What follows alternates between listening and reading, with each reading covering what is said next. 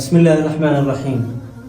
تشهد الجامعة الإسلامية بمينيسوتا أن محمد عبد سعيد الجنسية صومالي، الرقم الأكاديمي المكتوب في الشهادة، حصل على درجة البكالوريوس في الدراسات الإسلامية من كلية الدراسات الإسلامية بمعدل 4.024 من أصل 5 بتقدير جيد جدا في الفصل الثالث العام الجامعي 2025-2026.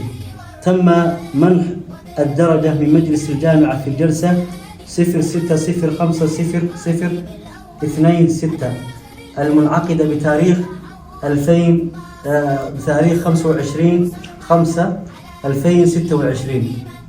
نهنئ كأكاديمية خليفة في أنقرة ونبارك له في هذه الحفلة إن شاء الله تعالى، ثم تصليح الشهادة للضيوف للأخ محمد عبد سعيد.